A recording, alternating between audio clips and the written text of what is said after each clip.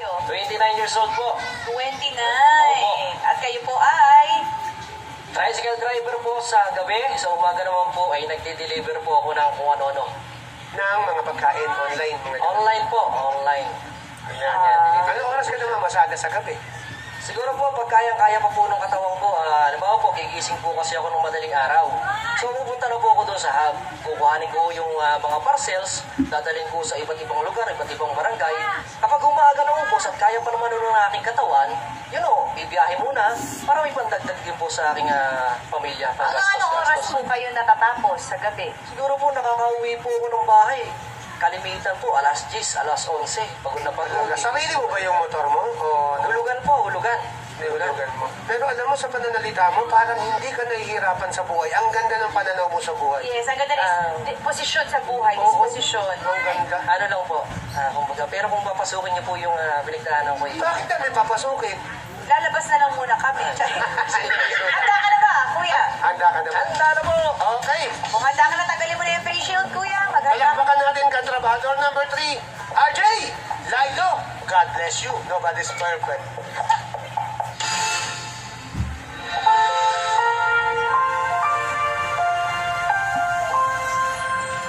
Bakit kaya? Bakit ka ba naghihintay? Dahil mungkin pa pilitin ka ng tadhana. Alam mo na kung bakit nakaganyan.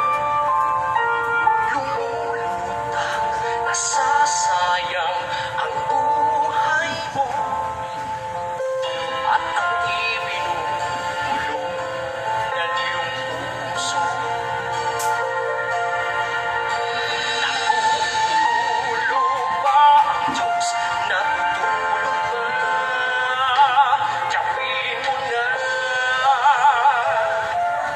Kung ano ka nararapat, magsikap ka at magtiwala sa may kapal.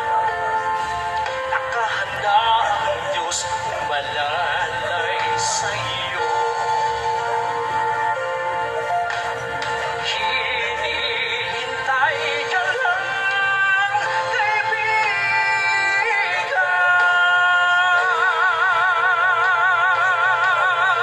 Sikapin mo, pilitin mo, tibayan ang iyong puso.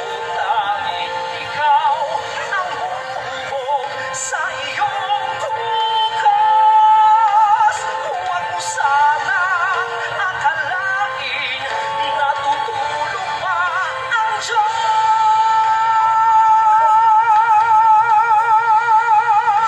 Ang buhay mo ay mayroong halaga sa Kanya. Honor! Grabe! Parang, pag tumataas, parang Gary V na talaga. Dahil magsalita, pero grabe kung lumaban sa kanta. Grabe, Gary V. Ang hirap niyang kanta na yan. Ang Gary hirap Valenciano yan, oo. Yes, naku. Alam mo, nakikita ko lang yung mga bossing sa atin, parang natutuwa sila na nagpe-perform ka, kaya tignan na natin. Sige. Bossing K? RJ, idol ba talaga si Gary V? Yes, sir, Gary. Sa full bata po kasi. Oo, Tsaka eh. po si Boss Ariel yan. Kinakanta ko kay Mark. Hindi wala na kami liwaki dyan, no? Si Sir Rocky, bro. Idol. Paano naman? Ano ka naman? Oo, ano ka ba?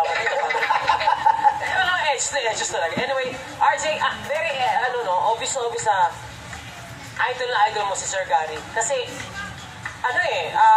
it's almost like parang na siyang impersonation. Kasi nga, pati yung hagod. Pero in all fairness, okay lang. Kasi, kaya mo naman. At saka, lalo na yung mataas, yun ang nahantay ko. Kaya na rin kaya yung, saan niya, kaibigan. Di ba yun yung parang sinatawag ng money note? In fairness, nakuha mo. Andun yung power, andun yung taas. Medyo nawala na yung pagka-Gary V. Nung lumabas yung power, narinig ko na yung boss mo talaga. Pero, great job. Sabi ko sa'yo, si Bossing Waki naman. Kuya, alam mo, yung kinanta mo, natutulog ba ang Diyos? Kasi alam mo, napakababaw babaw ng luha ko kanina. Habang kumakanta ka, nangingiyak-ngiyak na ako. Alam mo, di ba sabi mo kanina, hulug-hulugan mo lang yung tricycle mo, kuya. Sa ginawa mo ngayon, nararamdaman ko, kuya, mababayaran mo na ng buo yung motor mo na yan. Oo. Oo. Ha? Magkano pa makulang mo dyan, kuya?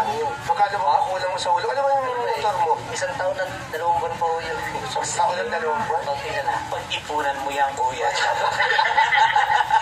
Sige, kuya. Sa ginawa mo ngayon, mababayaran mo na ng buo yan, kuya. Bumili ba ko sa'yo? Salamat po. Totoo yun. Alam mo, hindi basta-basta rin yung kalaban yung number 1.